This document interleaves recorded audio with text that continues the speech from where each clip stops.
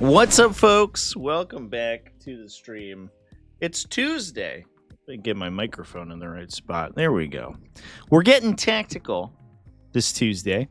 I thought it would be interesting to talk about something that's kind of really big in the discourse right now surrounding the competitive game, which is obviously the more Dakka Orc detachment. What's up, everybody? How's it going? Debo, thank you for the kind words, buddy. John Mark Wyatt is in chat. Hey, what's up, everyone? But the detachment's getting obviously a lot of discourse today. Even I just announced my online GT for the end of Pride Nexus. We're going to be running it over on the Discord server. So if you're not in that, first of all, join the Discord server. Put Discord in chat. That'd be great. But also there is an event there. So it's going to be a 5-round GT. And already people are like, hey, are we banning more Dakka? And I know a couple of events have chosen to ban it. But I think it's worth talking about potentially, I guess, a little bit of the implications of doing that, and also some of the solutions within the metagame that exist to defeat this particular archetype, because I think that's one thing, and if I were to criticize the most recent kind of version of Warhammer 40k, although I will say that this is kind of a perennial Warhammer 40,000 problem, and I think it is a little bit, to some extent, an issue with the mechanics of the game, and also a little bit with the community. I'll throw a little bit of shade. But one thing that players tend to do is that they faction hop more than they sort of like kind of assess counters. And so one thing that happens is that as soon as something gets good, everyone either hops to that or jumps to like the counter faction rather than looking within their own faction for counters. Not to say that in 100% of cases there are counters for everything, but I will say that at the current kind of rate of update, every time something strong like this comes out within the game state, within the metagame, everyone just kind of holds off and waits for it to get nerfed rather than trying to beat it within the mechanics of 40k, which is, I don't know. I think that's kind of a uniquely Warhammer experience in my experience. I think a lot of games have just had people, kind of like grind games and tried to suss out counters within their factions or within, elsewhere in the game. And it's not really something that happens in Warhammer. It's a little bit weird. Warhammer, like every army in 40k, tends to kind of be like a monolist army for the most part, and there's very little kind of, I guess, care taken within those lists to counter like particular metagame problems. I do think that the core sort of design of Warhammer makes that very hard to do, because it's a monolist system. Your list is really big, and usually you need all the parts of it to work to just do anything. So you don't really have additional flex to try to counter particular topics. So it's difficult. It's a difficult thing to do in Warhammer, but I think one thing that's important to talk about is the fact that in many cases there are existent answers to particularly strong factions in some factions, and what I wanted to do is talk about that today. Knights have so many counters options for everything. Well, that's good to hear. I'm glad you could choose to take a list with maybe not a million big stompy robots, right? If you need to counter the thing that's killing you over there. Heard a rumor of a 16-person RTT being 13 Dakka and 3 Inari. Is that true? Somebody send me a link to that if that's true, because that's hilarious. I also think that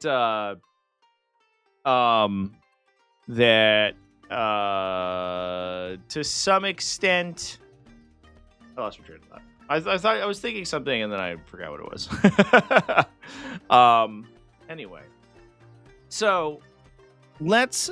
So what I've done actually is I've gone through the last 2 weeks of large events, who for the most part had a limited selection of more Dakka lists going undefeated. And I went through the X1 or X01 Dakka lists and took a tally of what has defeated them.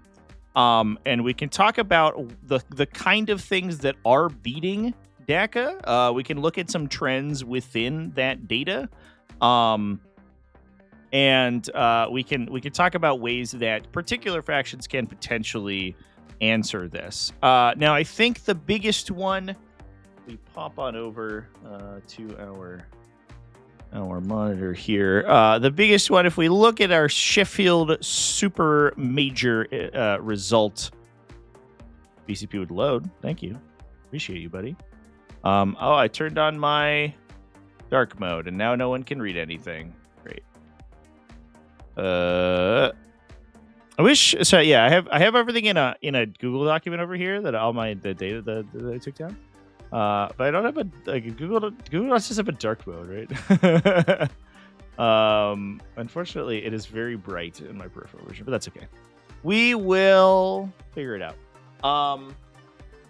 Where it works more accurate than other people now. So here's the thing, chat. This isn't new. And I think it's maybe I think I'm an old fogey maybe, because basically every edition, at some point over the course of an edition, it's a valuable point within the life cycle of any Warhammer 40k edition where orcs become the best gun line in the game. It just happens. It's a natural thing. It's like aging. It's like going through senility or something. It just occurs because orcs, like, they have the highest, or generally they have a high volume of attacks. Obviously, that gets offset by the fact that their ballistic skill sucks, and oftentimes those guns are really mediocre. But then they get overbalanced in the opposite direction. This happened in 8th edition. I think 9th edition we kind of largely escaped unscathed, although there was a Stompa list for a little while that was just like absolutely disgusting. To stop a gained line of sight to anything in the game, it would kill it. I remember that very distinctly. But 8th edition, this was a huge deal because you saw things like shock attack guns again. You could basically combine stratagems and sub-factions to make them shoot a bunch of times, and you could also gain. It was basically critical 5s and exploding attacks. So it wasn't sustained hits, but it was additional attacks on 5-ups. So you would essentially double your attack volume or your hit volume, close to it. And you would take a bunch of these shock attack guns. You would kind of layer the midboard with boys, and then you would just fire repeatedly, and eventually everything would die. And eventually we go through the cycle of the game where orcs are bad at shooting, and then they receive a piece of technology like that, and then they shoot up to being the best gun line of the game. It's happened in multiple editions. Obviously, it happened in 8th edition. It happened. I skipped like 6th and 7th. I don't have any personal experience with that, but I know that similar things happened in like 4th and 5th edition. Tank busters again were used to be really good. An AP3 weapon back in like 4th and 5th edition was nuts. They would just like pulverize Space Marines. It was kind of a nightmare. And so. It's not like a new phenomenon. It's not like, oh, how come orcs, why are orcs so better, so much, why did orcs get such good shooting? Well, they've always had such good shooting. It takes a while to get around, I guess, is the thing.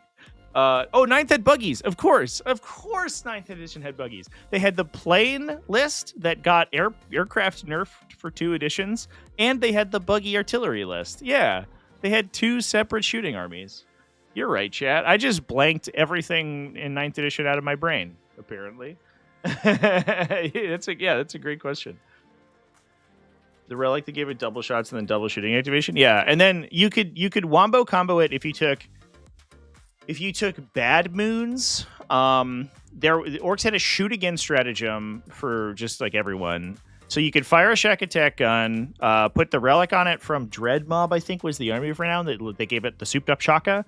And so it would, it was extra attacks. You could fire it again. Bad Moons had a stratagem, which I think had a rider on it, but it was a shoot again. So you could shoot it a 3rd time, and then you could bait an overwatch from your opponent. And if they killed the shock attack gun, you could pay a CP every time a unit died to shoot with it. So, or a character. It was when a character died, you could shoot with it again. So, like, you could fire this stupid thing 4 times in a turn. It was wild. That was like pie in the sky, like hyper wombo combo, but it is what it is. Ryan G, holy shit, dude, with the big super chat. Hot diggity damn. I don't know if my text-to-speech went up. I might have it broken on my face cam, for which I apologize. It shouldn't be. So I don't know where it went. But Ryan G, let's read it out anyway. Commander Trevia's even text was saving Private Belial. Yeah, we're saving Belial. I must take Belial with 10 Deathwing Terminators. The rest of the list must be the backstabber of bike units possible. The detachment must be Lion's Blade. Leftover points. I don't think that there will be leftover points, Ryan, in that list after 10 Terminators and maximum bikes. Because that's like, at very least, right? 3 Invader ATVs, 3 units of Outriders, 3 units of Ravenwing Command Squads, 3 units of Ravenwing Black Knights, and I can't imagine that there's much else after that. I doubt that there are any additional points in there after that.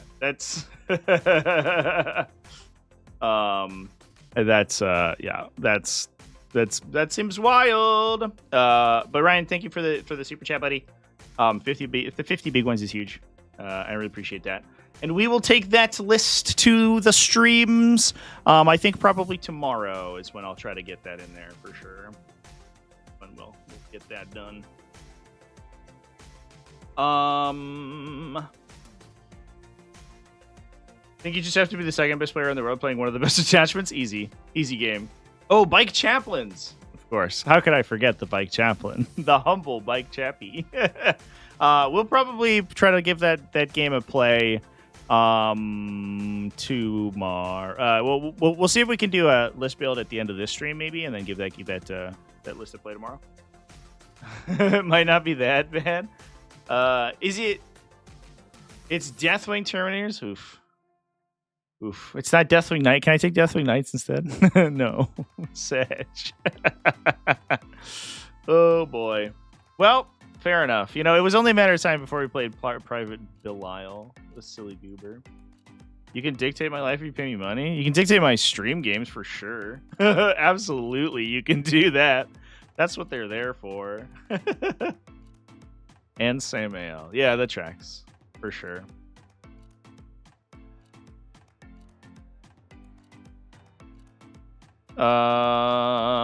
Anyway. Not Deathwing Knights. Incredible. Oh, man. So, yeah. Let us move over and talk about some Dakka. Yeah, so Ynnari, I think, is the first thing that we definitely want to talk about. Gustavo Sousa in chat. What's up, dude? Congratulations on your big W, Sheffield Supermajor. Glad Vic got rid of the more Dakka. Yeah, so that's the first thing that we want to talk about. Eldar, I think, obviously, and this is probably a big part of the discourse right now, is kind of the silver bullet. We saw this both at Adepticon and at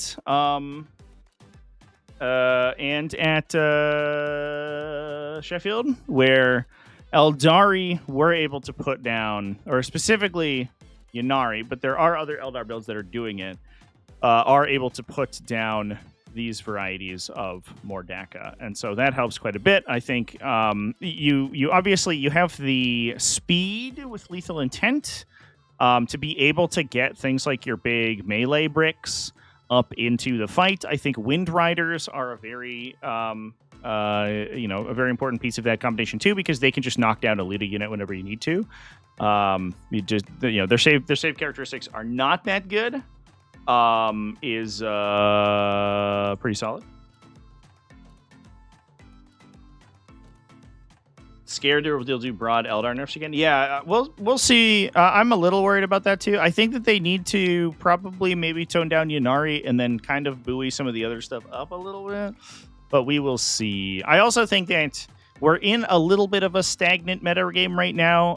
There's like some Astra Militarum that's doing well, Eldar's doing well, some Space Marines are doing well, and obviously Orks. And then the rest of it's like there's Necrons and some other factions like kind of in like kicking around, but it does feel like a lot of the game is being dictated by those top factions. And I think if we did see a big change, it would kind of switch things up quite a bit.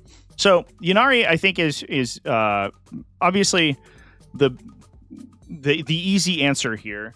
And what we can do is take a peek at sort of the things that are doing well against these varieties of Dakka lists.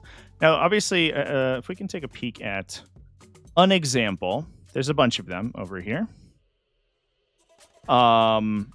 This is a War Horde. Hot damn! We got a War Horde at X1. I didn't even notice that. Chat, what? That's sick. So Ben Jones's list is like basically, I think, the quintessential standard list. Hey, you taking notes? Oh yeah, dude. Sounds good. It could be so much variety with Eldar once top players start playing the other detachments. Yeah, I agree with that. I'm a little bit worried that if they keep hitting individual data sheets, the other detachments are going to be hit too hard. I do think that there's like really cool things that they do, but obviously I would not like to see any more nerfs to Eldar coming down the pipeline besides an internal rebalancing. So it has the Beast Boss with the Beast Snagga boys, so you can give him wound rerolls, and then he has devastating wounds. He does much damage. 3 big mechs with shock attack guns. Zodgrod Wartsnagga alongside just a regular boys unit. Bunch of trucks to carry the shooting guys around in. 2 flash kits. A big unit of 20 Gretchen with Zodgrod Wartsnagga. Double Gretchen. Some commandos. Some bunch of Ludas. Bunch of tank bustas. What's going on. So essentially, like, the tank busters are good into like medium to heavy infantry or vehicles, obviously, and then other than that we have these big single activation shots. Now, hey, thank you for the follow over there on Twitchies, appreciate you. Now there is a little bit of splitting that you can do, from your shooting activations. You can split like the Ludas into a unit potentially that they get rerolls against, and the shock attack gun into another target, for example. But generally speaking, the Luda plus shock attack gun unit is going to be like drilling into a single target and blowing it up. Right? It's unlikely you're able to consistently kill multiple things that you shoot at with this unit, because the individual output of individual models is so inconsistent. They're looking for volume to trigger those sustained hits to get enough attacks to actually kill you. If they have multiple things on objectives they can shoot at, it gets much better, but that's not that's kind of neither here nor there. So when we're looking at these sort of aspect warrior lists, one thing that helps is these little tiny units all over the place. Where any one of those activations is only going to kill 5 models. You're not going to be losing huge battle tanks, and you're very rarely going to be using like big units of 10, for example. The lethal intent triggers are also pretty good. Obviously, we talked about how you're going to be able to get units like Howling Banshees or your big Incubi Brick into threat range with that. But the other thing you can do is you can, because they have like a limited amount of melee threat, it's basically like the Beast Boss coming at you. So if he sets up to charge something particularly strong and then your opponent triggers lethal intent, which they almost certainly have to, then you get to escape from that. And you have a fight first on potentially as well, access to it anyway. So there is a lot of counterplay in that. But I think that generally speaking, this kind of aggressive MSU variety is essentially and not in 100% of the cases, but I think generally speaking, gonna be the path to victory here. Sorry, just stand on objectives less often in the shooting phase. Oh, that's true. Yeah, at least not with stuff that's super relevant, right? They'll be like, hey, we're standing on it, but it's 5 Rangers, so like you can waste your shot on the 5 Rangers if you really, really want to. So with that, let's move on and talk about some other stuff. Now, I do want to talk about Vanquish, because we also saw some other Eldar do well. It is literally in front of my face. Good for me. I'm great at this. Also stop the Gratiot with the Rangers. Yeah, that's also important too. Yeah, I guess it's also it is important to note that you do need an answer to those guys, whether that's like super high efficiency blast weapons or good shooting output. I think is important. So in this one, oh, excuse me, no, this was wrong. I opened the wrong one. Let's go back to our thing. It's Bash at the Beach. This one. So in this list, we saw Orks at 4-1. They lost in round 2, and they lost in round 2 to Aspect Host. So this is Ted Borowski running an Aspect Host, which I think is neat. It's a non-Ynnari Eldar archetype, but it has a lot of the same potential buffs or potential benefits. It also can't be overwatched by Orks with Eldar. Yeah, I mean, see, like situationally, right? It depends on how much stuff you're giving them, but generally speaking, you can. Yeah, that's true, for sure. Infiltrate is mandatory right now. I think that is. I think basically has been the case the entirety of the edition. I certainly feel a little naked when I'm not playing with infiltrators.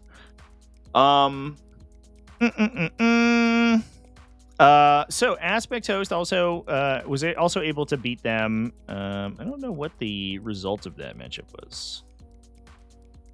Table 5 in round 2. It was like 80 something. 80-91. So high scoring game. Damn. Running Asserman, Eldred, Ulthran, Huygen, Janezar, Lycus. Just a epic hero smorgasbord over here. We didn't even take an Autarch. Who needs them? You know? That's what I always say. Autarchs are for chumps. Alongside double Wave Serpent, double Dark Reapers, 10 Dire Avengers for Huygen, 10 Fire Dragon, or excuse me, for Asserman, 10 Fire Dragons for Huygen, Howling Banshees, 2 Shadow Weaver platforms. It's probably a little bit of an inclusion as well. Certainly good against those Grout bricks too. Plus double Striking Scorpions, double Warp Spiders. So I guess the interesting thing about this list is that it's less aggressive than the Ynnari list. There's basically no melee to speak of, but the difference is that you get to play the shoot and scoot game quite a bit better, right? So we can use the Wave Serpents to protect our infantry. We can smash into these big spooky units, right? Wave Serpents can move like 20 inches, then disembark, and then you can jump back in the Wave Serpent. If the Orc player, and I guess we can look at the list that they played in particular. He is running. Oh wait, this is. Oh, I might have messed this up, chat. This is not a Mordecai list. This is a War Horde. Oh no! Dang, I think I just assumed. Well, it's cool to see a 4-1 not Mordecai list, but this discussion is significantly less relevant now that I'm looking at the exact attachment that he's playing. I was like, wow, that's a lot of melee stuff for a Mordecai list. Turns out it's not Mordecai. Oopsies. I'm sorry, chat. That's my bad. But anyway, it does make a lot more sense that you would see some success with a version of Eldar like that. So I think it is generally actually just basically Ynnari kind of like in the matchup holding the torch here. Oh, I was so excited to talk about this aspect host list. Yeah. Oh, dang. We did see Orcs go down to Ynnari again at USA Charity. Marshall Peterson in round 2 went down to Steven Salazar playing Ynnari. He was playing Mordecai, but obviously for the reasons that we just talked about. Oh man, wind out of my sails. I was all psyched. And this is a very similar list. Obviously, it's got the Wind Riders, it's got the Incubi, it's got the Warp Spiders. Yeah, mostly same standard stuff.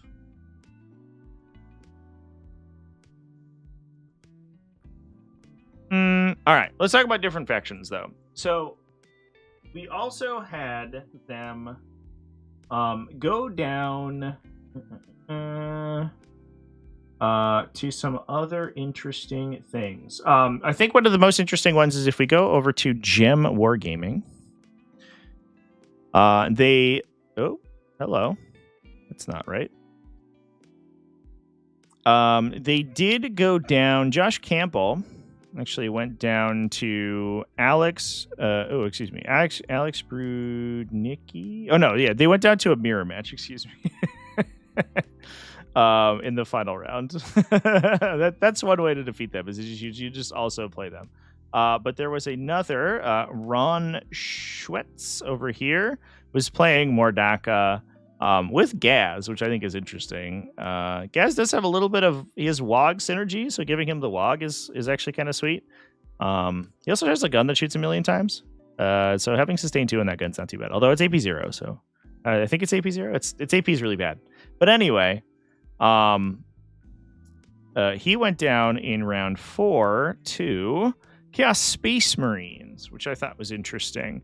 And Chaos Space Marines have a lot of the same kind of benefits that Ynnari do when you think about it. This is Renegade Raiders, so we have a phenomenal amount of speed.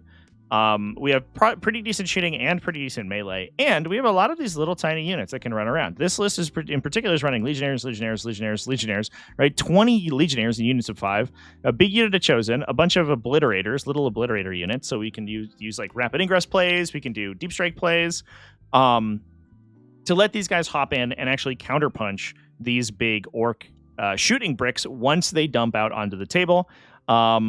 I guess the one thing that we are missing, I think, is infiltration, right? So we're kind of just like eating the Zodgrod list. Although I don't believe that this list actually played Zodgrod. Oh no, it did. Just kidding. So he just killed it, I guess. When in doubt, just do a murder on him. So I think most interestingly is like this variety of army, right? We're taking these aggressive small units is not only available in Eldar. And I do think that it's much more difficult game plan to play in different factions, but armies like Space Marines and Chaos Space Marines both have access.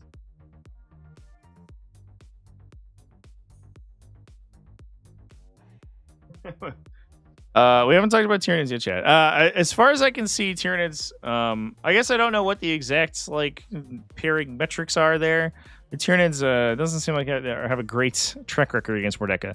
That feels like something. I guess Tyranids are good at killing the orc units, but they trade down every time because like orc units will just kill like basically any Tyranid monster with the buffs that they have, with a single shot, right? So it's like one shooting activation, and you're killing a Maleceptor or putting like lethal damage onto or terminal damage, I guess, onto a Norn or something. So it feels a little bit tough for Tyranids. Blade and Dragon Sword with Mordecai went 4-1, got 6. Lost to Calgar's unit, making every save. Yeah, I think we'll definitely talk about that too. That was a little bit of an interesting sort of result that I did see. Went down to that was in round 2, right? And it was kind of a standard Ultramarine list, but I guess that certainly can happen, right? If the shock attack gun doesn't like trigger, doesn't convert really highly, then you're basically probably fighting into a 2+ save with Armor of Contempt, which is really tough. Let's talk about this Chaos Space Marine list though. So to go through the entire thing, it's Cypher, Fabulous Bill, Huron Blackheart. So we have access to his like reactive move, so he can play kind of some like anti-melee games with one of the Legionnaire units, I imagine. What's the other thing that he does? He gives you a once per game reactive move, and then he also lets you redeploy up to 3 Heretic Astartes infantry units, which is sweet. And you get +1 OC, so his Legionnaires are even better at taking objectives. Let's go. And then we have a Dread Reaver Chaos Lord, so he gets rerolls when he's near your deployment zone. So 20 Legionaries, 4 units of 5, a unit of Chosen, double Obliterators. So the Chosen is usually where Fabulous Bile goes, so that they get the +1 strength and toughness, I believe, is his buff. And then he also gets the damage blank on the unit. So it's a unit of like 3 wound guys, and once per turn, a damage disappears. So they're actually much more difficult to kill than you would expect them to be. We have double obliterators for the sort of responsive shooting, and I kind of like this inclusion as well. The obliterator profile does seem really good into these like kind of like light to medium orc units, like the 4+ and 5+ save infantry guys, and given the fact that the obliterator units are relatively efficient, 160 is okay, but you get that once per game indirect fire, and you can also just be like blasting away like strength 5 AP1 or strength 8 AP2, like blast attacks especially, right? Like 2d6 plus 4 strength 8 AP2 2 damage is good into like most orc profiles. If you're not just like blasting the d6 plus 3 chain gun shots. So those can, if you're bailing out with an orc unit, these guys can just like rapid ingress or teleport in, and then just like kill half that unit with a dark pact, shooting indirectly, which I think is neat. You also get like AP bonuses from Renegade Raiders when you're on objective, so that becomes AP2, AP3. So I think as a bit of matchup technology, these guys seem like they're really interesting. And then Raptors for utility, triple Predator Destructors for backline shooting, +2 Chaos Rhinos to schlep around the Legionaries. So, in my opinion, units like these little 5-man 90-point units, they're very good, especially if you're touching an objective. Like, they get +1 AP and wound rerolls. They're very good at killing Ludas. And then also, Dakka has almost literally no answer to being engaged. They have one enhancement that almost nobody takes that lets you fall back and shoot. But otherwise, as soon as you engage a Luda unit, they're not going to kill 5 Legionaries on the crackback because they basically just are hitting you with the butts of their guns. And so you turn off the shooting right immediately. So you can give them something dumb to shoot at, right? Like I don't know, a destructor or something. There's usually not that much for destructors to do. I guess they're good at shooting the infantry, but you don't really need the las cannons in that matchup. But that requires them to put their stuff into harm's way. You can set up situations where you can then counterpunch with the stuff like disembarking a transport, advancing and charging, and doing a little bit of a touch, doing a bad touch. Hopefully they'll be nerfed by the time we see Emperor's Children. How do I reckon they're into Dakka? I actually think Emperor's Children are fairly well situated for largely the same reason, right? This is Emperor's Children basically play this detachment as their entire faction, right? Like the entire faction is like 2 to 3 rhinos, like packed with dudes and little units that are gonna just gonna run around and try to like touch your whole army and stop you from moving forward and scoring. And so, while they don't quite have the efficiency of just rocking the 5 Legionaries. You can take more units of Tormentors than just the Lord Exultant units, but a Lord Exultant on his Super Saiyan turn will just kill an entire unit of Ludas and their attached character, alongside all the Tormentors in this unit too.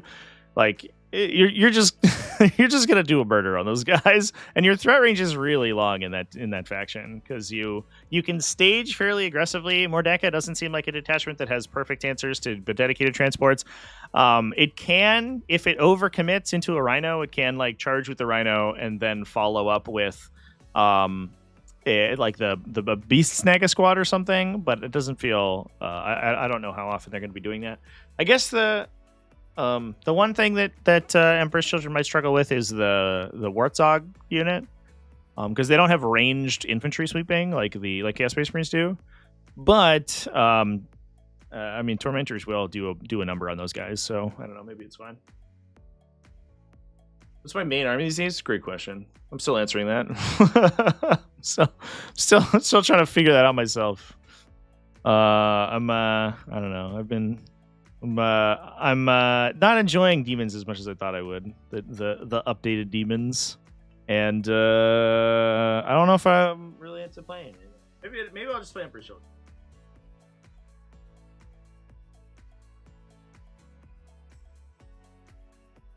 Liberator Assault Group MSU. I can see that for sure. It's a little bit more awkward. Once you lose the Bloodless Angels stuff, but I think it's probably fine. The Bloodless Angels, Assault Jump Pack Intercessors are terrifying, right? I would be scared. I would be a scared little guy if I was an Orc Luda in that matchup.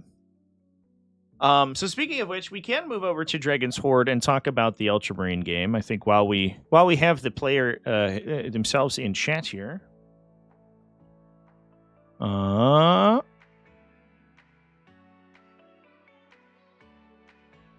you just overwatch the Wurtsnager Brick with Noise Marines and Battle Shock then? I mean, maybe. I'm not sure. I guess it depends, right? He's like leadership 6. But even if you like the problem isn't necessarily that they're taking your objectives. That is an issue. But it's just that they're there, right? And you can't, like, they don't lose WOG even if they're battle shocked, right? So like they'll still get the 5+ invulnerable save. They've already moved at that point. So yeah, I don't know. I'm not sure. I'm not sure that's okay. That does a ton. It just stops them from being annoying on scenario. But they can like wrap your transports, and that's like the nightmare, I think, situation for sure.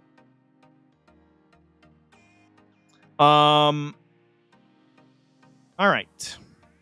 We are talking about Justin Yoon over here, who is in chat. What's up? How's it going? 4-1 with old Dakka, but went down to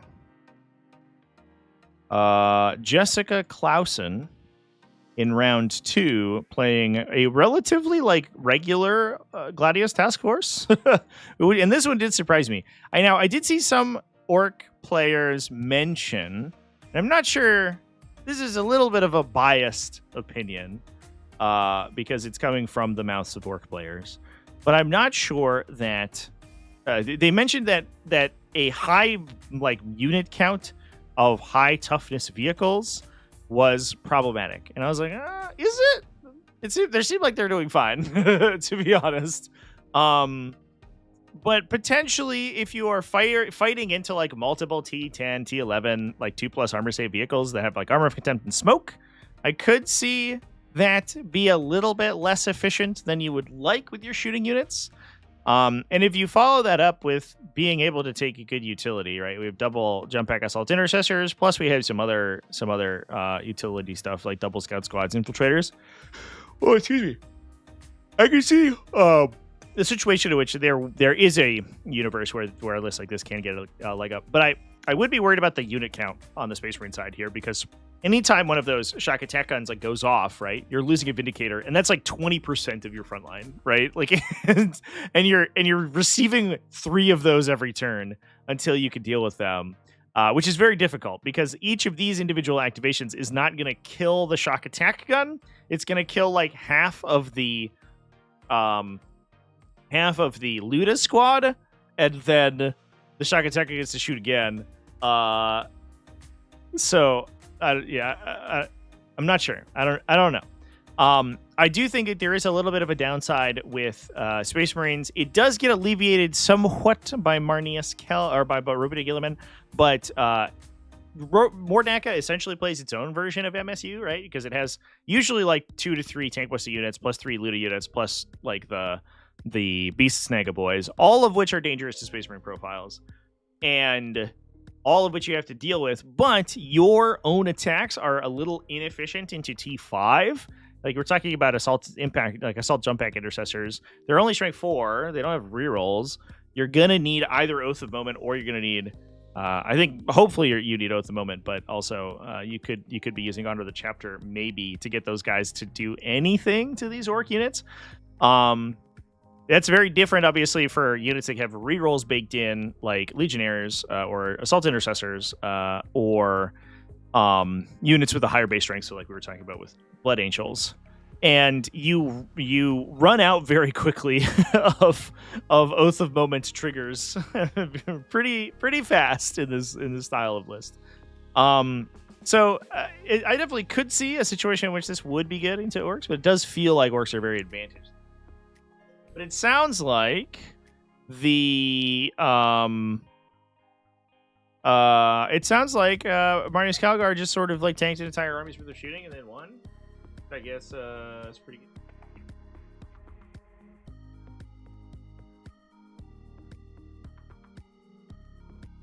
give Psychic Nids back. Never realized how much I was playing it until they took it away. Oh, yeah. Turns out, Mortal Wounds are fun, dude. Ran up the middle with Calgar and his company heroes. Survived with just Calgar and his one bodyguard after 2 full tank buster shots and 2 Luda shots and a Gorkanaut. All right. What the fuck? That is wild. That is wild. I assume like you had to strip cover strat on them and everything too, right? It can get weird because you're just throwing like 2+ and 3+ saves. And the -1 to wound also, if the Ludas go first, the tank busters go first, which they usually want to do because you want to be firing the multi damage into the higher wound count models. They they can kind of bounce potentially off of the -1 to wound. But that is a classic Marnius Calgar moment right there. That's unfortunate. But in fairness, you were playing more Dakka, so maybe it's karma.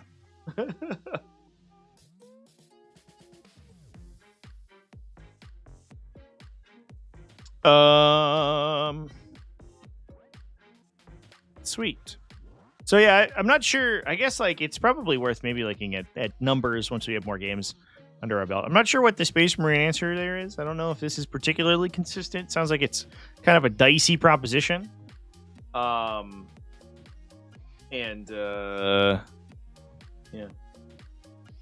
The plot armor strikes again. That was turn 1. Oh, hot damn.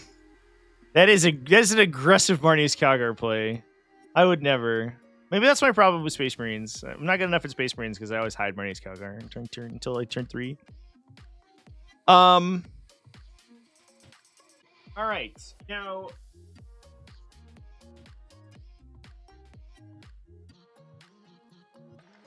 Now the other thing, while we're on this kind of Space Marine trend, is we can go back to Vanquish for real this time. Vanquish had them at 8th, I think. Yeah, they lost in their final round, I believe. With a more Dakka list, only 2 shock attack guns. It's interesting because it's double Gorkanaut. Oh, this is different. That's cute though. Double Gorkanaut is classy. This variety lost in round 4 to Shadow Legion, which I think in context of it being a double Gorkanaut list makes a lot of sense actually. That does kind of track. Typhus at 80 points is the exact same melee profile of a high shiner with one less attack and a technically better gun. It's not true at all. What? If you're assuming, I think Typhus is I don't know. The Hive Tyrant's like strength 10, twin linked. That is much better than Typhus's melee attack profile. But if you are comparing his psychic power to a heavy venom cannon, like the psychic power is for sure better. I don't even run the heavy venom cannon. Stupid. The counter to Bordaka is to make all your saves. Easy game. I find that's the counter to most armies, actually.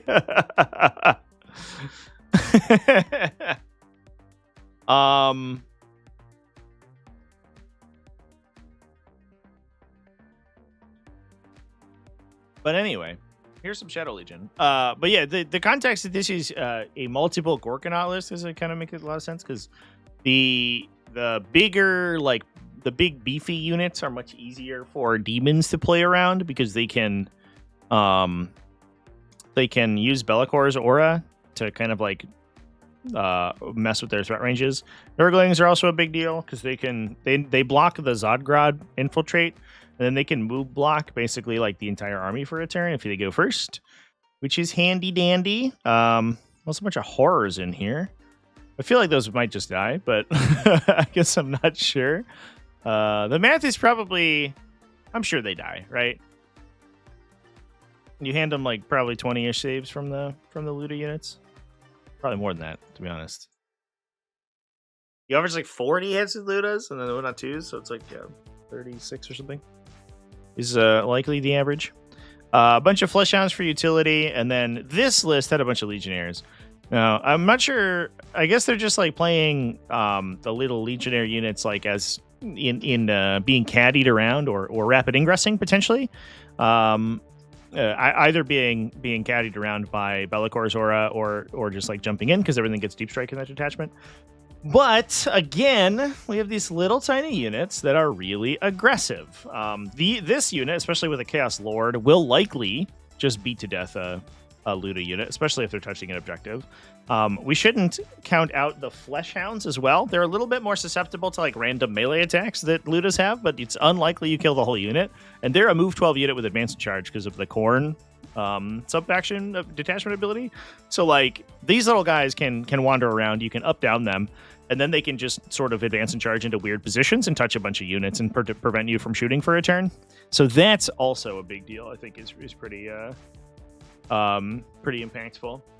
Horse having pistol is a good quality of life. Yeah, it was like kind of wild they didn't previously, because like the whole deal is that they're supposed to be this like kind of resilient unit, and then you would engage them and they would just be like, well, we're gonna hold the objective, but we're not gonna do anything while we're doing it. But at least now they get to shoot you. Not that their weapons are good, to be fair. They're fine, but they're not good. But it's nice to have, for sure. I definitely appreciate that quite a bit. But they are -1 to hit in this detachment, I guess, is importantly. And you can reanimate them, right? To potentially get more blues back. That's cute. I wonder if the Shadow Legion stratagem has to be can only target you if you're below starting, right? So if you generate additional blues, you could potentially be ineligible to be selected by the stratagem. Am I remembering that correctly? If we play Shadow Legion, we can use Death Denied to return one destroyed model. Oh, no, it doesn't require that you're below starting strength. So you can lose pink horrors, turn them into blue horrors, and then return the pink horror into the unit and then lose them again. I'm not sure that's worth a CP. I think this attachment's relatively CP strapped, but that's hilarious. That's extremely cute. I like that a lot. I think the horror spam in Shadow Legion is a legit archetype.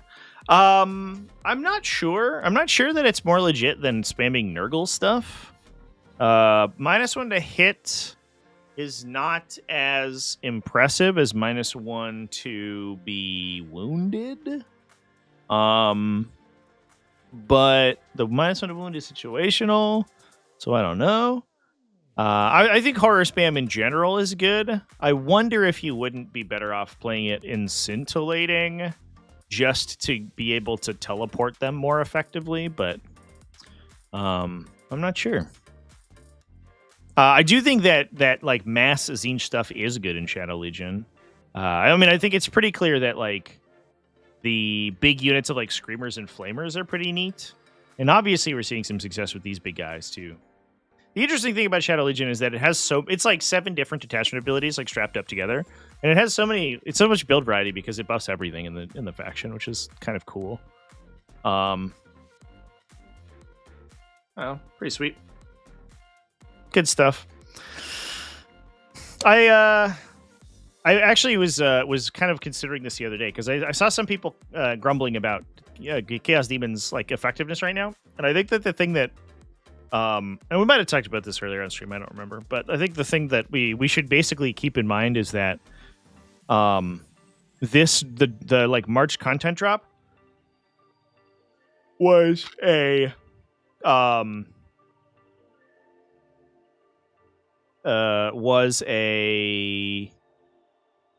basically a codex release, but the difference is that it was a codex release built off of the mechanics that we had previously. So it was like essentially a codex release, but everyone already had builds like ready to go.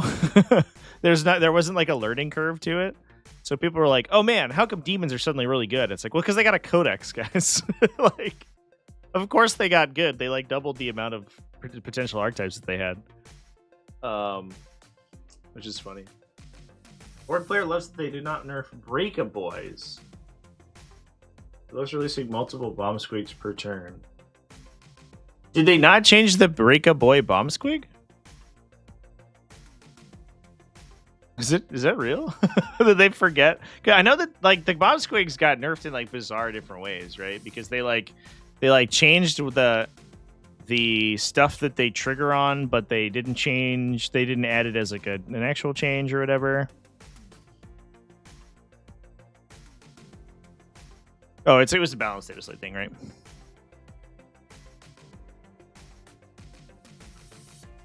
Squigs.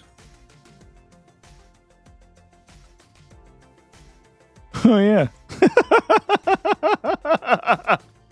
Wait, that's wild.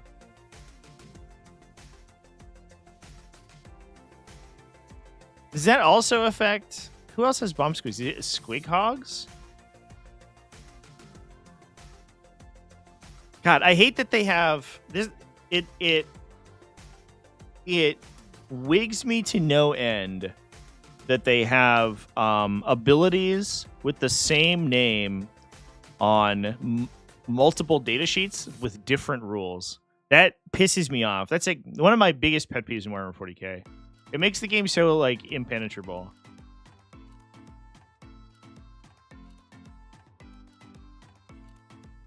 Yeah. They only changed tank bust the bomb squigs? I actually didn't know that. I actually thought that they all worked on a 2+ or on a 3+ and were one use per turn. That's wild. That's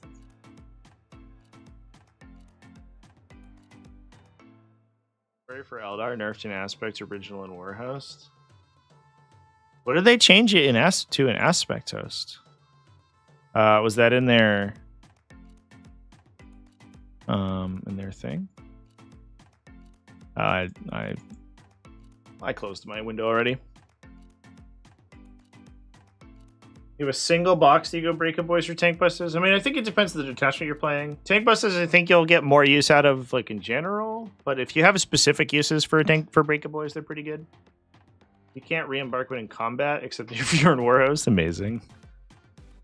Well, I mean, we're not seeing a lot of Aspect Host play right now, but yeah, that's classic G-dub, man.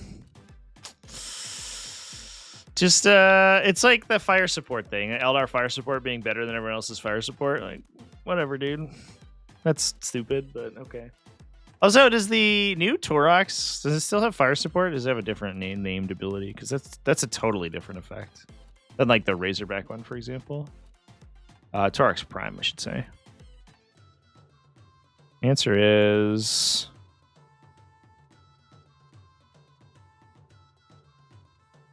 It's called Transport Support. Okay.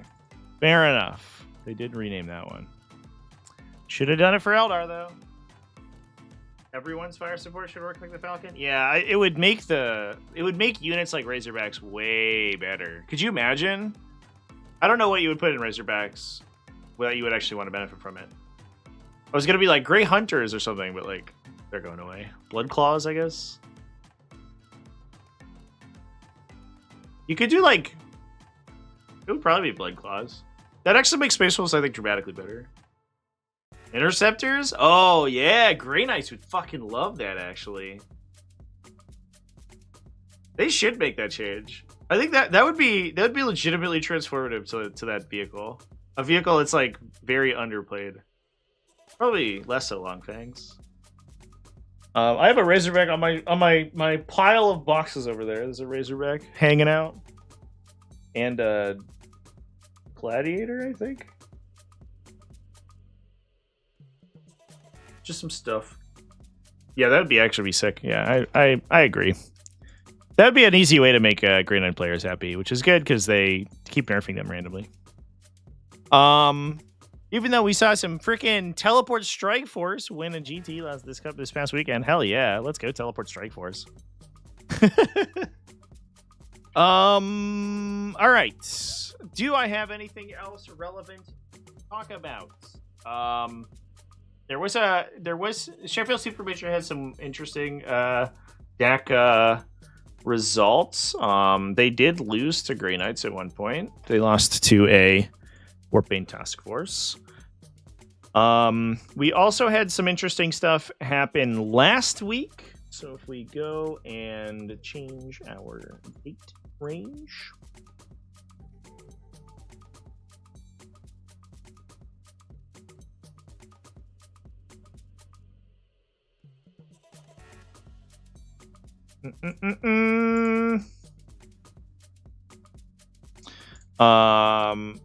At Fenty or at Gauntlet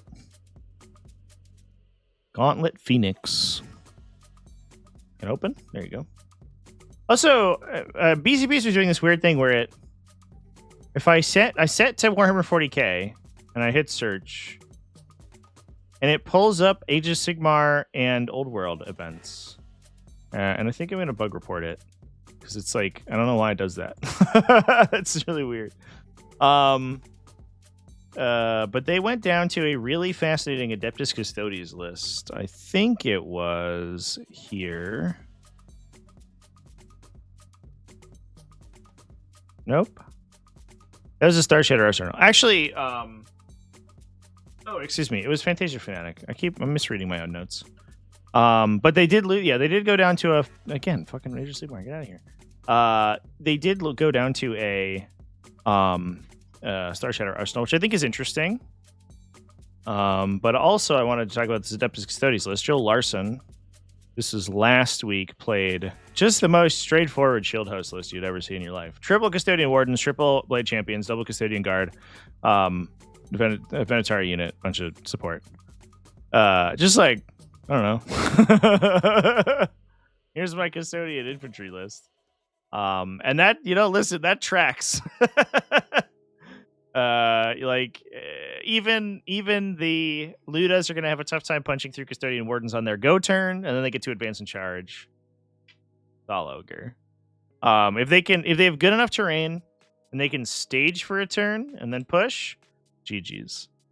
That gets real awk. So I think I don't know. I think that's neat. I think that's a neat list. I like how simplistic it is.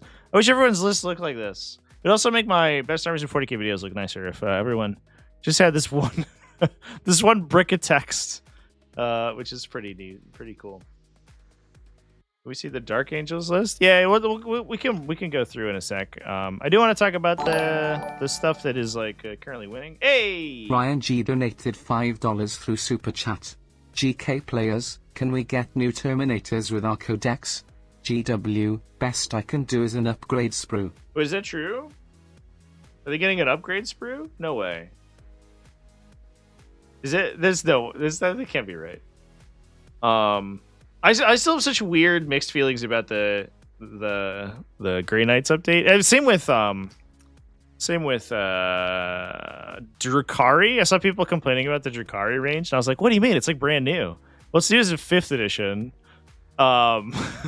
Which is at this point going on 15, 20 years old. But I remember when the full range refresh came out and they moved all the metals over to plastics, and everyone was like, this is so high tech and cool. And now everyone's like, these models suck. And it was, I don't know, it was always funny. It was funny to me. Upgrade true for the Dread Knight. Oh wait, is that new Dread Knight guy is an upgrade? He's not a new model? That's wild. I thought that was a new guy. Well, that sucks. The model's terrible. What the fuck? Yeah, they definitely phoned it in a little bit on new model releases. I mean, they can only do so many new ranges and range refresh every edition, right? So Eldar basically got a new faction full of models. Emperor's Children got a new faction full of models. Every other Chaos army's you get one thing, I guess. Which they blew their load on the stuff this year. All right. I wanted to talk about this Necron list real quick. So Orks went down in round 4 to Necrons. which I thought was pretty interesting because it does feel like Necrons would potentially be something that they would die to. Year of Chaos. Yeah. Why did Space Wolves get a refresh instead of retirement? Yeah, I don't know. I mean, people love Space Wolves, right? Like, you're never gonna get rid of Space Wolves. Space Wolf players are like they're like the Imperial equivalent of Orc players, right? You know, all this, it was us Xenos. We have our Orc players, which are like quirky little funny guys. And everyone in the Imperium has that for Space Wolves. So I think that they're probably too high ticket to get rid of. But our tank's still grinding.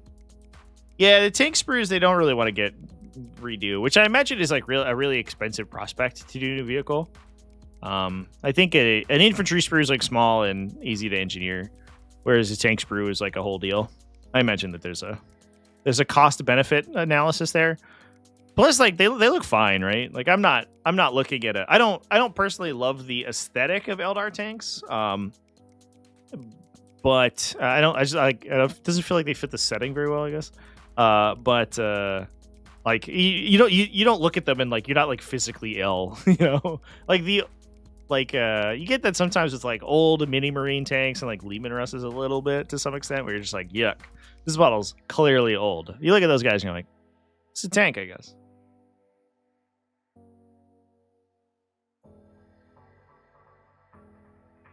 They're horrible to assemble. Yeah, it's just like flight stand stuff, right?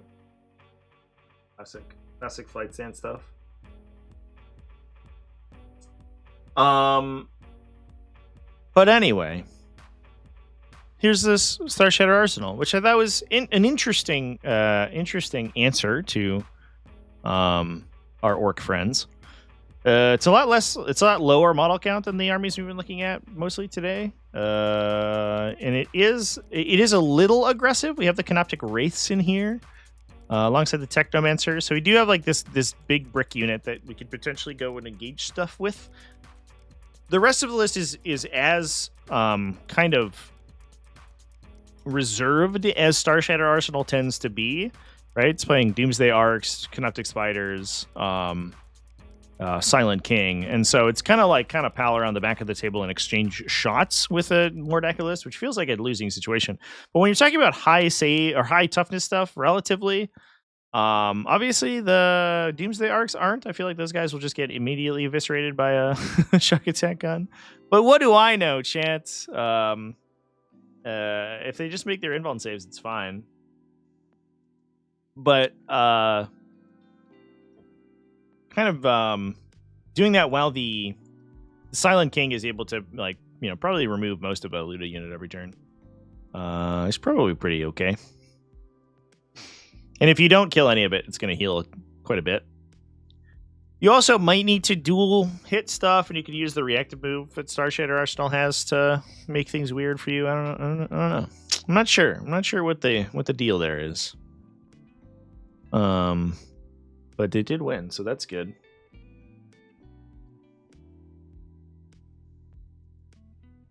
Can't wait for the new Space Wolves. I hope they're good. I hope they're good in a cool way. The problem is that the problem that they've always had is like differentiating Space Wolves from like Blood Angels and White Scars, I guess, to a lesser extent. It's the fast melee army. Oh, okay. Space Wolves have always tried to be more sort of mixed arms, combined arms, but they don't always succeed in that characterization mechanically. All right. Somebody wanted to look at the Dark Angels list. We can take a peek at that. That's basically all I had to say about Mordaka. So to sort of wrap up the discussion, I think that first of all, it's very clear that, to me anyway, Mordaka is not like this unstoppable god machine. I see a lot of people being like, "Oh my god, it's so broken." And you're like, "Well, guys, we lived through like Index Eldar. We can live through this orc list that is slightly above the curve." And it does feel like these armies that have this kind of MSU bent, that are aggressively oriented, are able to beat it, and that's heartening to me, I think. And I think that there is a little bit of a culture of like hoping things get nerfed rather than trying to solve them. I do think that more Dakka poses a problem for many factions, which is why it's probably problematic. But it doesn't seem to me like it is like, you know, an unstoppable, an unbeatable thing. It just seems like it's above average and very good. And there have been very good things in the metagame throughout the entirety of the edition, and we've, you know, played through them. So I think it's probably okay. But with that, we can talk about some other stuff. We can take a peek at this Dark Angels list. Tim Norden running Stormlance. Let's go. Such a good spot when Dakka and Yunari get rained in. Yeah, for sure. Need time to find counters too. Yeah, I don't disagree with that. Yeah, I think as soon as it came out and won a bunch, and like we've kind of seen that in the past too, where people have freaked out, and then Games Workshop, and maybe they're learning from their lessons a little bit, like it kind of over nerfed. And I'm kind of glad that they haven't just like Starshatter, right? It was like, whoa, everyone's like, this is crazy good. And then it did like okay. And then Games Workshop nerfed it like 7 times. And we were like, okay, well, was it that good? I don't know. And I'm glad that they didn't immediately do that this time around. But you know, we don't have another situation where it's like sisters or whatever, where they get a good thing and then the entire faction gets literally like removed from the game for a period of time.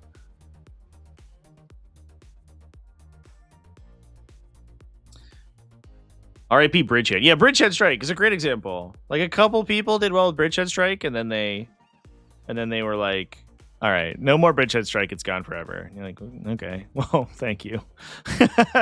I guess we released the mechanized detachment, and yeah. Like, you know, everyone just gets to play that. Just want Dakka to be nerfed. Yeah, I think that the big problem to me is that, like, well, the Dakka sort of change came in addition to a bunch of nerfs to existent orc detachments, which felt weird because they were like, here's a really good detachment, all your other detachments are worse. So not only did they make a good detachment, but they also removed all of the internal like variety for orcs. We did see like a couple War Horde lists and stuff that are like kind of trucking around, but Tactical Brigade just died. It wasn't even that good. They nerfed it like 7 ways from Sunday, and that was surprising to me. But I do think that there's probably 1 or 2 changes I think they could make to Mordecai, but it doesn't feel to me like it's you know, the end of the world if it remains at its current power level. Like, we are clearly seeing that some people are able to beat that. Yeah, Tactical Brigade was the most commonly played detachment. What was it, or is the problem? And so they took the most commonly played detachment and then they like killed it. Essentially, they took it out back and shot it. And so, like, you could go down a level, or you could take the step up into Mordecai. People are trying to make Green Tide work. There's like a couple Green Tide lists that are kicking around. But it is less consistent than the War Horde versions. Changes to Bridgehead also felt so weird. Yeah, I didn't understand them at all. Yeah, I don't know. They took Bandruk out back and then took his ghost and shot it again. Yeah. Which is sad. Everyone was like getting excited to play their Bandruks again. And I mean, maybe I'm wrong, but like we streamed a lot of Tactical Brigade in the events that I covered, and it felt to me like Tactical Brigade made for some like legitimately good gameplay. Because it wasn't like a point and click adventure game, right? The flash kit unit was like maybe like, I don't know, maybe too efficient or whatever. The fact that it could attach in the invulnerable save guy was like maybe unintended. I don't know. But the rest of the list was like, required skill expression, and the really good players did some crazy things with it, which were really cool. But obviously, it was like very difficult to play, and I really liked it.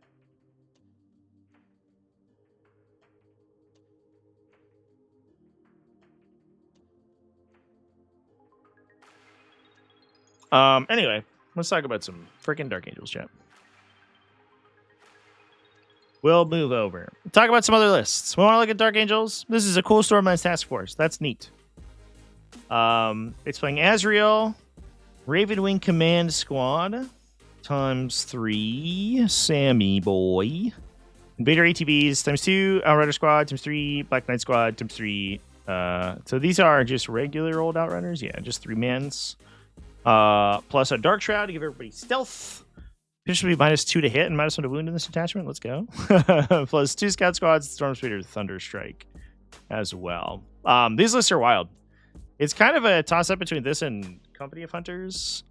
They kind of have very similar play patterns, with the Stormlance plays more and more aggressively. But the Black Knight units are... Oh, hello. Hello, Microsoft Defender app.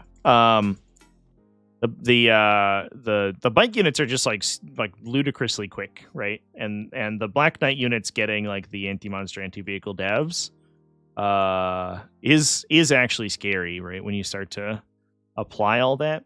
Awkward part is like you don't really need the lance outside the Outrider units because you are mostly anti whatever you're fighting. But that's okay. They're also very difficult to kill, right? Because they have invuln saves baked in. Plus, you can use ride hard and ride fast to keep them the hit and wound penalties. And their threat range is like infinite because they can move 21 inches. Whee! Let's go. Must have been very open terrain. You don't actually need like necessarily to like super open terrain. You just need to not get jammed out, I think. I mean, I guess we can look at the pairings that he played against. Was Astra Militarum. That's interesting because it does feel difficult for these armies. What kind of build is this? Combined arms. 2 Lehman Russ commanders. Always a lot of little guys. Not too many big guys. The Lehman Russ are a little scary for those units because they are good at killing the multi-wound, like three wound models. But I guess if they're not good enough at killing the entire thing, then the Apothecary starts to get to work. And as long as you can clear the screens, then you're good. But the fact is that like the units that you want to be charging move so fast that oftentimes you aren't as worried about intervening terrain. You can't play on like I think it would be difficult to play on like WTC heavy style tables or something, but the more like regular tables, I think you're gonna be able to maneuver pretty effectively. Played against Blood Angels round 2. Interesting.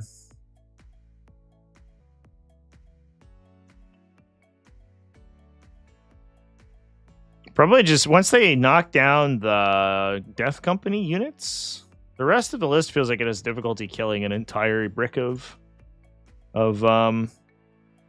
bikers. Played against Plague Company with a bunch of predators and stuff. That feels like a list this would prey on. It's just super fast and is able to get in amongst the tanks really early. Played against Windrider Host. Look at all this shit, dude. 20. What is this? 27 Windriders. Plus 3 Vipers, 3 Warwalkers. And then it beat Mordecai, did it? It 20-0'd Mordecai. Wait, how did I miss this? Wait, hold up. I didn't even see that. Dakka guy. Dark Angel Stormlance? FN Love. Oh, yeah, he's down at 14th place. 20-0'd, chat. Well, this is very relevant. This is much more relevant than I thought. It's a Mordecai list with double Beast Boss.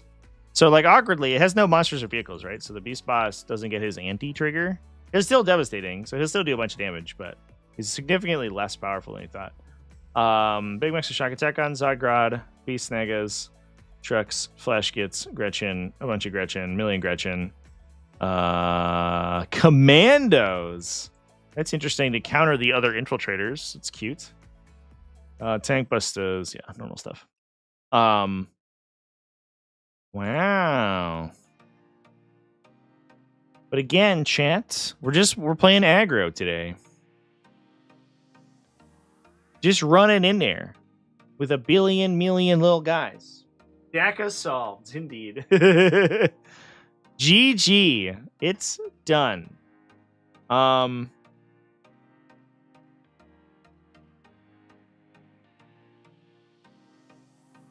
So it does have its own infiltrators. So if it wins the infiltration roll-off, it can try to beat Zodgrod's Scout out. Stormspear Thunderstrike's not that useful in that matchup. But it does have like some weird stuff, right? Like the Black Knights themselves are pretty good at shooting. You can give them sustained hits on their plasma guns, which is neat. If they're firing into their Oath target. And then like also it has this Intercessor squad, which is actually kind of sick into the Gretchen build, the Gretchen brick. I think it wins on 3s, which is a little awkward. Into a 5-up invuln probably, but it's shooting 20 times with rerolls plus a frag grenade. So you're probably killing like 10 guys or something. Which is pretty sweet. And then you can like follow up with an invader unit or more shooting or whatever. And so like between a couple of different activations, you can probably knock out the big screen unit. And then you use Outrider squads to trade for their other screens until you can get the Ravenwing Black Knights in. And the -1 to hit and wound strat is actually probably like if you can dump a bunch of CP onto them, right? 3s regardless. So as long as the shock attack gun doesn't go insane, you're like probably fine. They're gonna hit on 6s with sustains, re-rolling. So like, they should get. It's like 24 shots, right? And they should get 4 like 7 6s, so 21 hits, hand you 11 saves. You'll lose like a guy and a half, maybe. Maybe 2 Black Knights, and then 1 comes back on your turn. So like, if you have the 2 CP to spend, the Black Knights can just eat the attacks, and then like, go get them, boys! And like the Plasma Potatoes kill all the Ludas, and then they just like go in and do a bunch of damage. That's actually super cool. That's very interesting.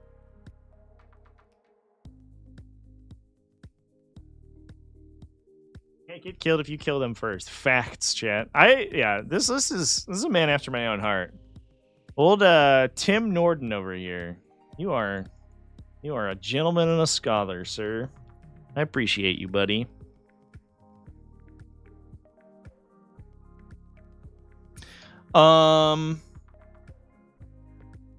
Sweet. All right, chat. Anything else that we want to talk about? I think that was the main topic I wanted to discuss, and I think we did a great job. I think that there's a bunch of interesting things you can do to beat that particular matchup. I do think that it's dependent on specific factions, most likely. So it's probably not available to every faction, but it definitely doesn't seem like it's a totally uninteractable matchup like a lot of people are saying it is.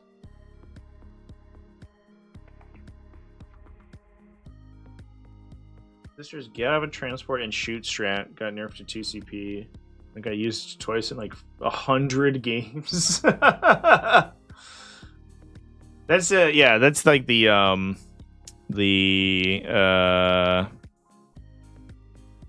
one in what the stupid transport detachment. God damn it.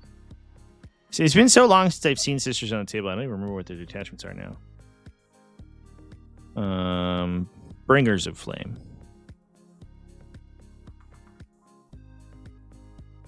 Blazing Ire. Those stratagems are they're really awkward to use. 2 CP reactive stratagems are really tough.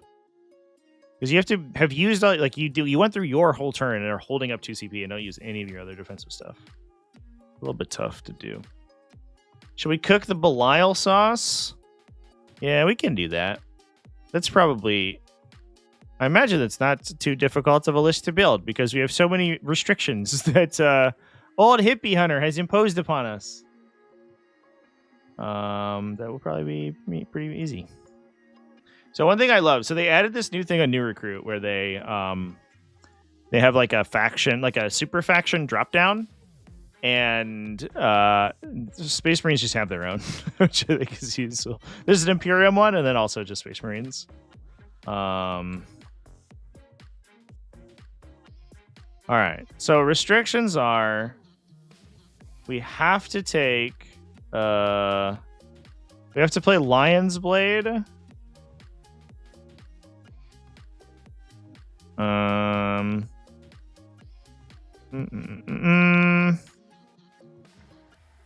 Everybody has to take desperate escape checks from you, and if you charge something that's near a Raven Wing, you get plus 2 charge. All right, sweet.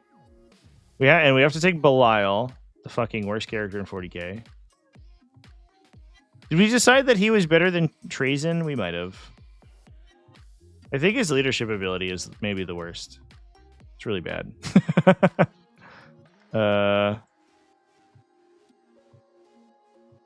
Yeah, he's fucking. At least he's like has attacks and stuff. I guess.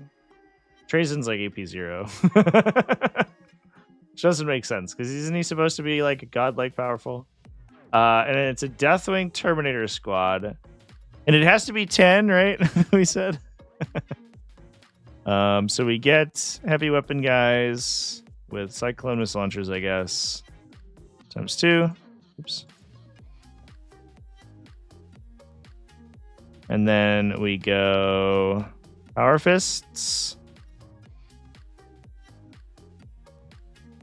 Cool. What do Death? Why? And I guess they get a Watcher in the dark. What is this data sheet, by the way? Do they do anything?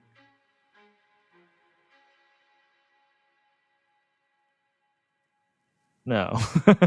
They're just a Terminator squad that can take a Watcher and a plasma cannon. Okay. Sick. I'm glad that we have spent ink in this. A human used the finite amount of the number of hours available to them on Earth to write that data sheet, which was good. And someone photoshopped it, made a PDF of it, they sent it to a printer, put it in, they laid it out in a book, and then they printed it. A data sheet that is almost a carbon copy of an existing data sheet. All right, and then we're required to take bikes. So we're going to start with Outriders, triple Outriders for sure. Outriders squads. And Invaders. And then Black Knights. And the Invaders should have multi-meltas because I'm cannot be bothered to take the gun that shoots a bunch of times. Then we get Black Knights. And command squads, I guess.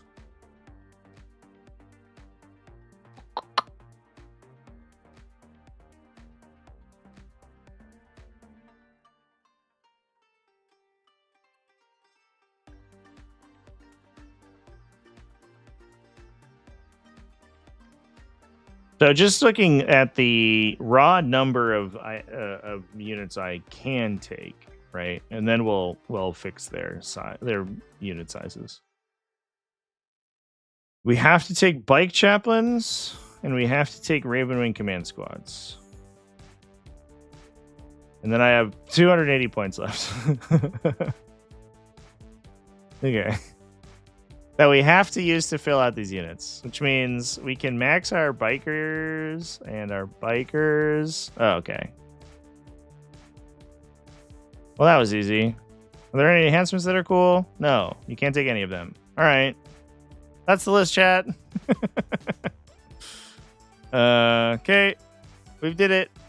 We've fulfilled Hippie Hunter's requirements, I think, to the letter.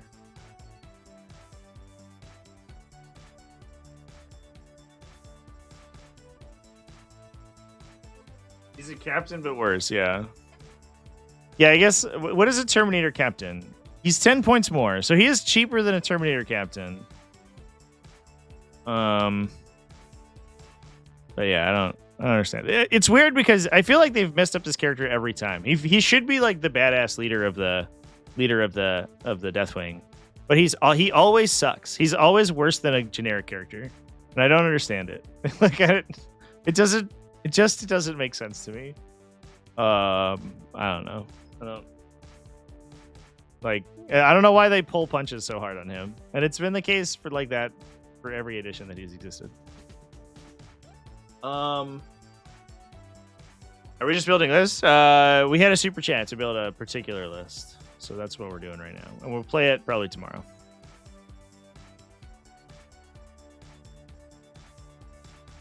Oh yeah, Samuel, I forgot about him. Yeah, we talked about him and stuff. I should probably be required to take him, I guess, which means we'd have to cut 6 Black Knights, and we get Outriders instead.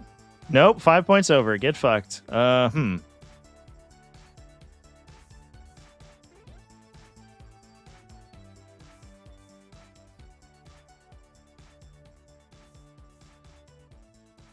All right. Here's the question: Is it the volume of bike units that counts, or is it the number of? Should I be maximizing my points spent on bikes? Because I think I would have to cut an invader probably to upgrade to get more bikes. Somehow without Riders does seem good, yeah. And he gives them advance and charge. Yeah, that's pretty solid. Lost the auto 6 advance, which is unfortunate, but I think it's probably fine. Maximum models. All right, so we have to cut an invader then. We are bound by law.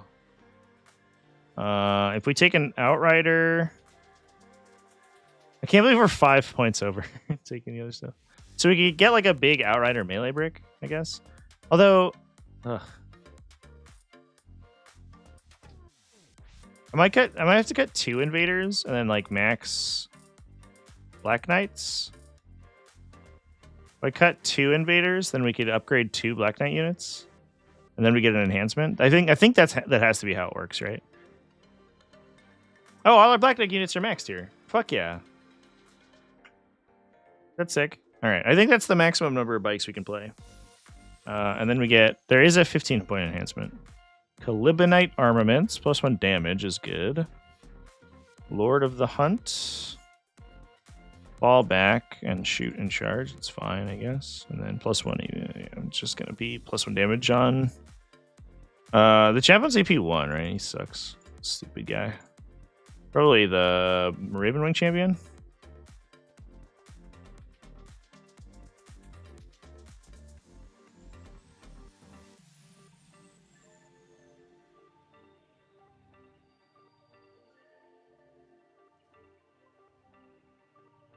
We've done it. Ta-da! We have done it. Unique character sheep seem mid except for Azrael. Yeah. There's like some interesting, I don't know. I feel like Asmodai like should be good. Usually melee hit rerolls, which seems okay. And his like melee profile is alright.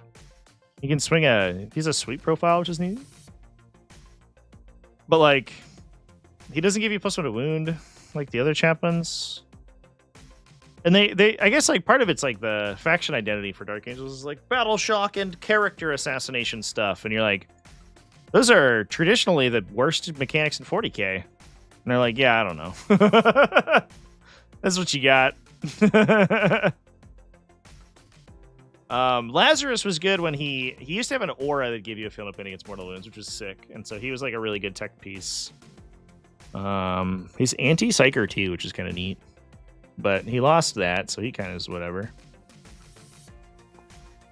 And Ezekiel, I think, is actually probably unironically good in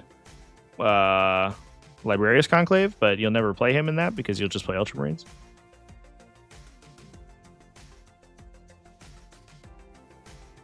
All right. Well, that's the list build, chat. We've done it. I'll play this on Twitch tomorrow, I think. I'm going to try to get some work done today, but I'll definitely play it later this week. Pray for sweet Black Templar, boys. Let's get some good rules. Hell yeah, dude. For sure. For sure.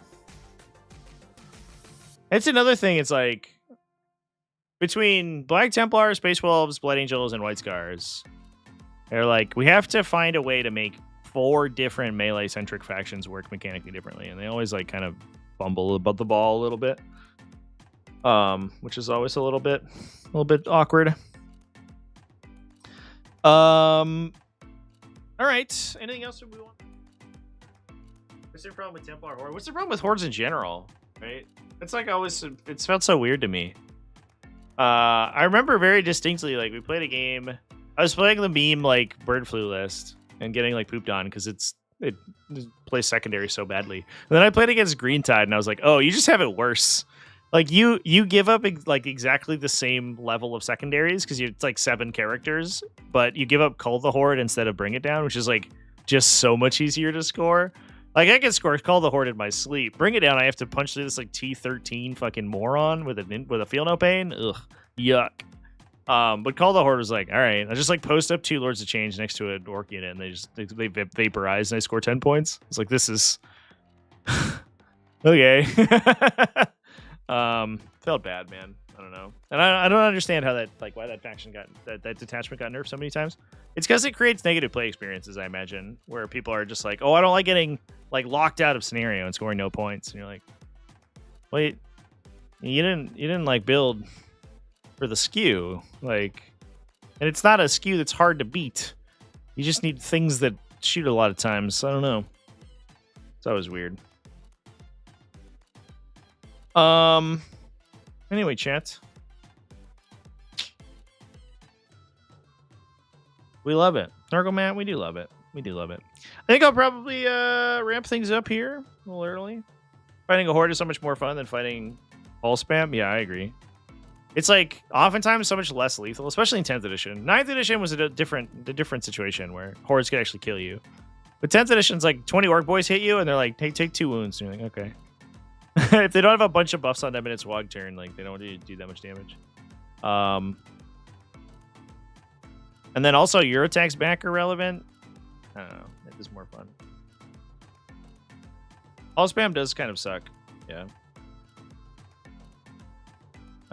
It is kind of like just really unfun, especially because playing someone who plays like the big Timmy like stupid monsters. Hull spam is really obnoxious because at any point one of their little units that costs 20% of what you cost could one-shot you, and you're like,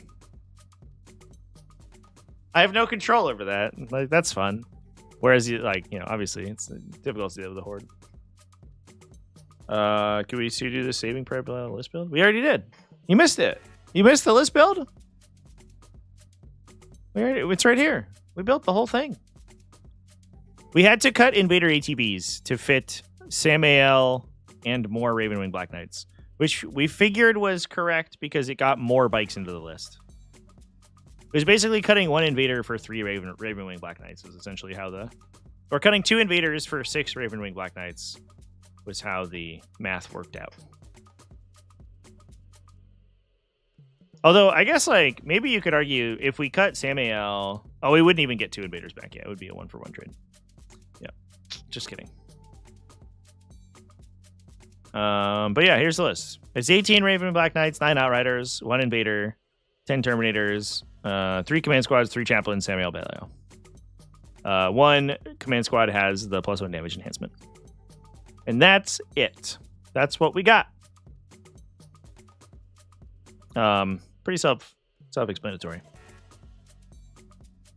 Now we just have to play biker models in 40k. Oh boy.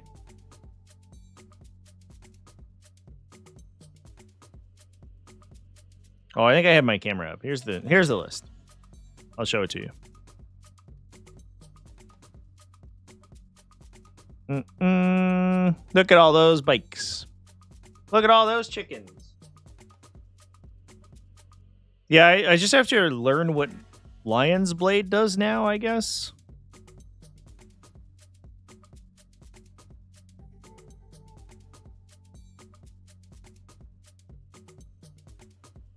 I'm finding it. All right. Gibbs. What can we do? Anything cool? Armor of Contempt. Neat. Oh, we can move through terrain. Relevant. But it's until the end of the phase, so if you get stuck behind the wall, you just lose, I guess. There's the +1 to wound for Deathwing units, which is neat, but we didn't take any good Deathwing units, so not that useful. That's the best stratagem in the detachment. We can't really make use out of it. Are we allowed to audible to Stormlance? Can we play Stormlance? This detachment doesn't have anything going for it. Strength and Unity. You're within an engaged range of in the fight phase after you've been selected as a target. You're in engaged range of one or more Raven units, get -1 to hit. If they are engaged range of a Deathwing unit, they're -1 to wound. Yeah, so you want to dual charge everything. I feel like this is going to be less saving charge at Belial and saving Battle Brother Belial and more throwing Battle Brother Belial into the middle of the enemy army to fight with him, so that we can trigger all of our duplicated benefits. It must be Lion's Blade there. +1 to wound shooting for my Terminators. Thank God. Finally, we've unlocked the secret technology that will make Deathwing Terminators good. My 40 AP0 attacks will finally be able to find purchase on an enemy.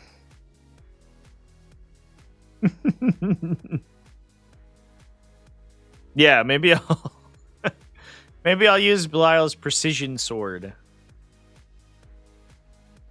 He's a cool model now. Does he? Is this model like the lamest one? I just looked up Belial on Google, and I found this. I don't know what this is from, but this is cool. I'd play the shit out of this guy. Who's that?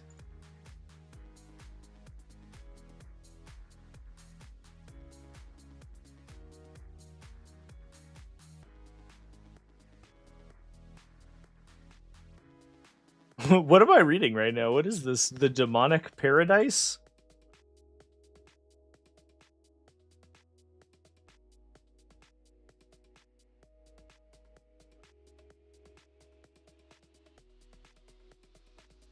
I don't know what this is. Is this a game?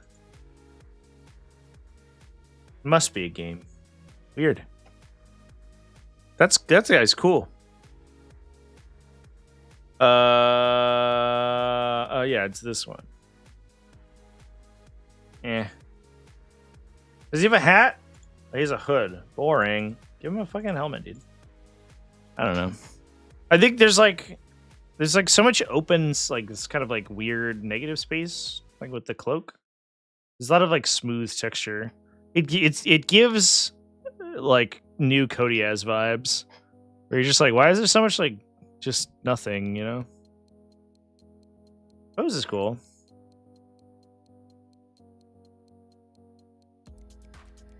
But it's like it feels a little plain, I guess. Would be my criticism.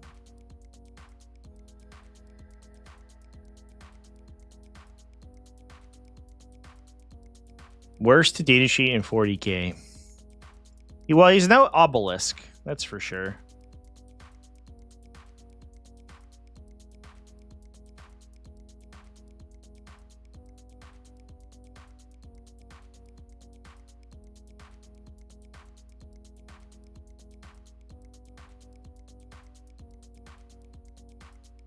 Yeah, Kodiaz looks like trash.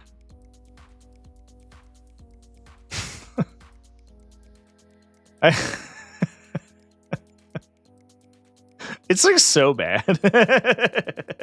Every time I look at it, it's like looks worse. I don't understand. He looks like he's from like an action figure set or something. Like, you ever look at Rescue Rangers? Who remembers Rescue Rangers? Is that right? No, that's not right. That's a Chippendale thing. What the fuck was it called?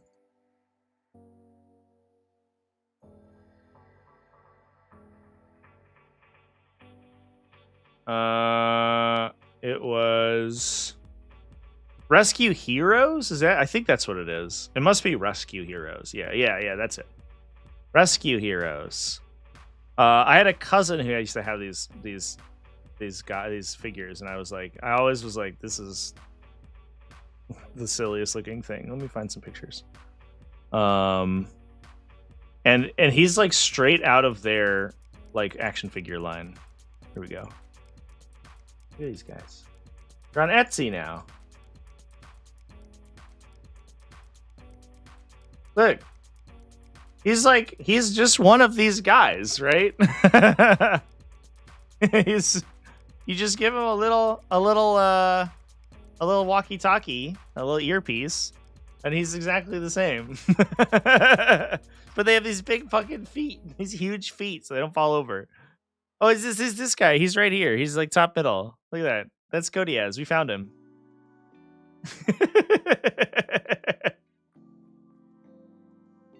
Oh man. The squattin? Squattin? If they did the art from the Codex, it would be better.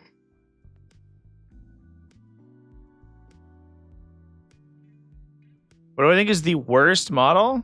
Oh, jeez. That's a wonderful question. I don't know if I can answer that off the top of my head. Let's take a look down. I guess I also have to remember what's like worst model of all time or worst model currently available. I imagine it's like currently available. It might be like the Dread Knight's really bad.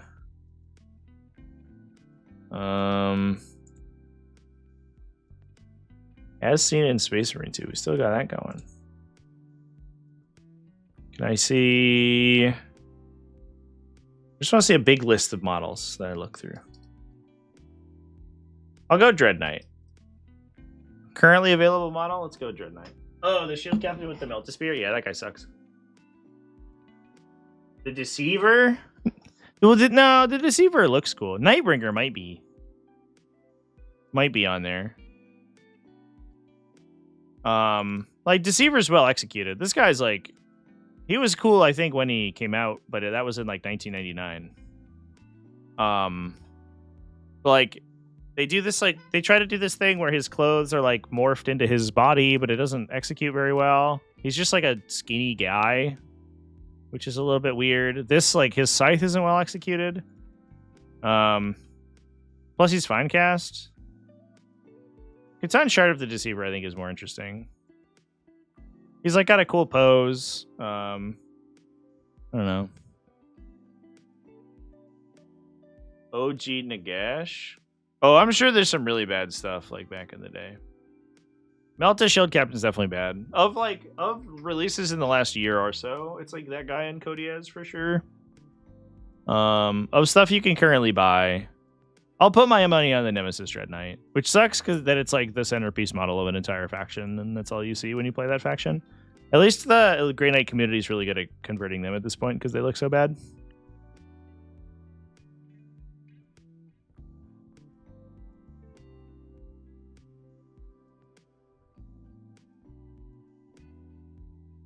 What about all these broken images? What the fuck? Those ones look bad. Jesus. All right, we back.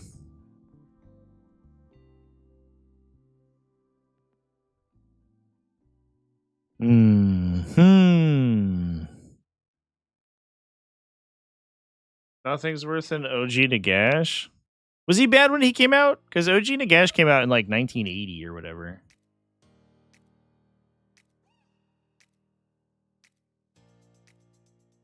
See if we can find the original Nagash mini. I thought I really like the current version, like the new version, because I think they do a good job at rendering the original in a way that's like actually cool. Here's a guy's blog, and he has the old version. Yeah, 1990s. Are the skulls? Those are actually on the staff, right? For 1990, this isn't that bad. I'm a level with you. This is fine for 1990.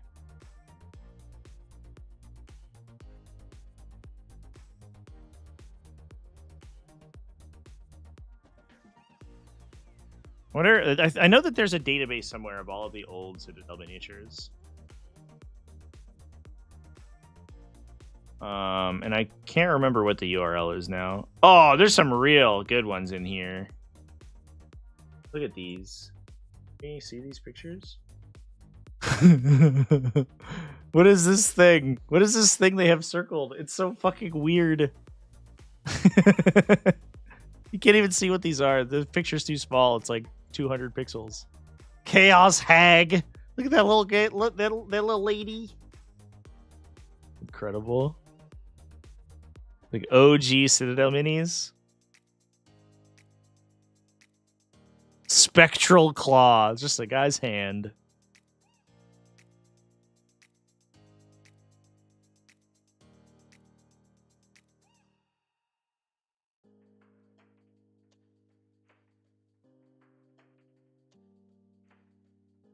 What's my personal favorite model?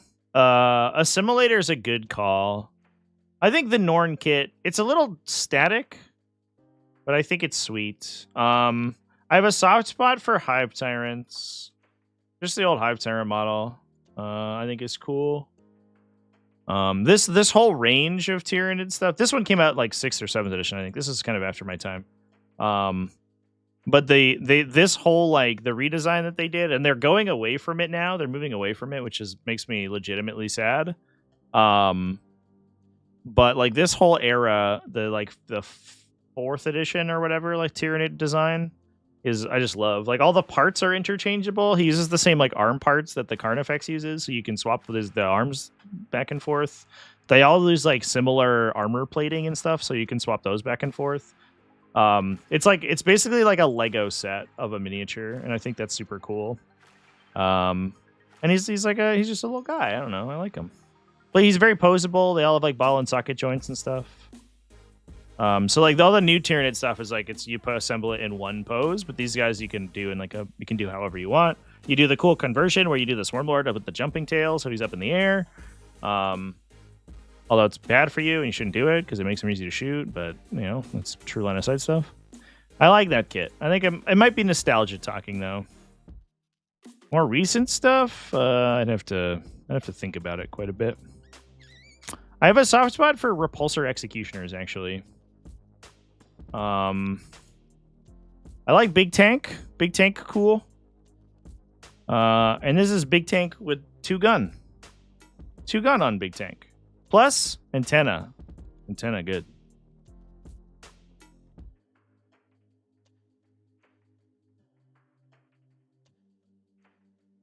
Mortarion is still the best model in all of 40k.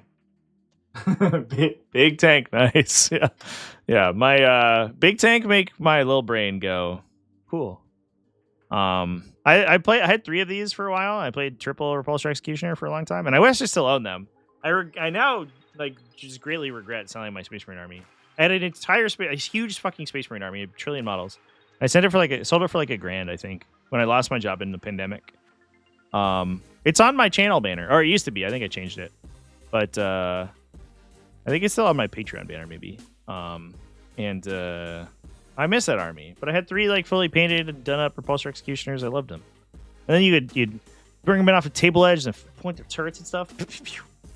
Like, I don't know. Just evocative. I love it. I love tank battles. We're going to do tanks and Breachstorm at some point. I'm going to be so excited. Carnifex kit is awesome because it's a Build-A-Bug workshop. 100%.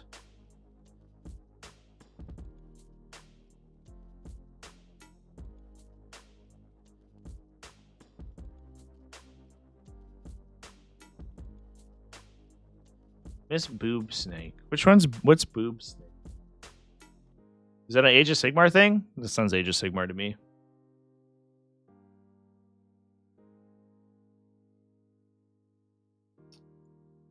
I don't know about Mortarion being the best model. Is he even available?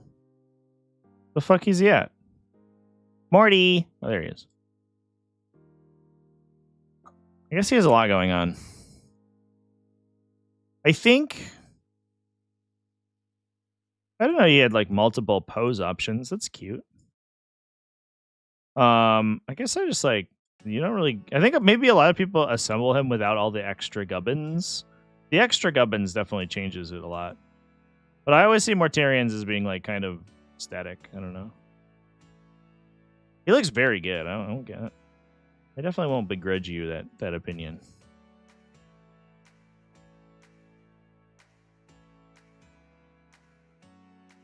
It feels like it doesn't render on the table quite as well, though.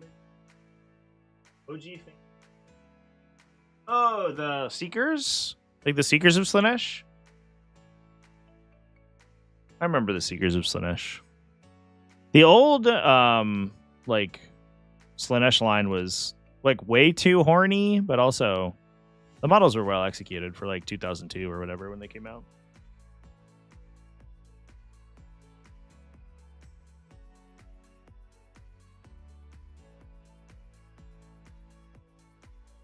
All right. Well, I'm gonna look this up on my second screen and we'll talk about it.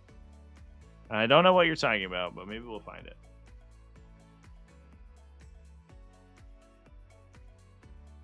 Oh, I remember this thing. the titty worm is what they called it. Yeah. It's a serpent of Slaanesh, apparently. Here's a guy. Oops. What have I done? Here is a guy's blog where he paints one.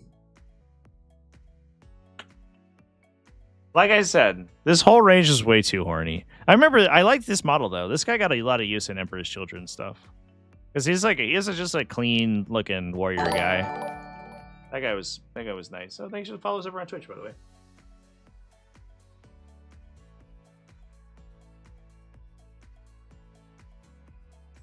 You and your boss are gonna get a bunch of old Warhammer stuff to turn around. Any tips for selling models? That's a great question. I haven't sold a model in ages. I just used to use Facebook buy sell like groups. Those would usually turn over pretty quickly. I don't know what the culture is like post pandemic though. I think like buy sell like bartering stuff used to be really popular. Like that used to be basically like the primary mode of people getting armies. And I used to do it constantly. I would buy and sell armies all the time because I would flip them. I used to buy armies like low, unassembled, or like rescue armies essentially, and then like repaint them and stuff, and then sell them for usually a little profit. I definitely wouldn't make my time back, but I'd pay for materials and I would use them. I would like play a couple of games or whatever. It was fun when I was in college, but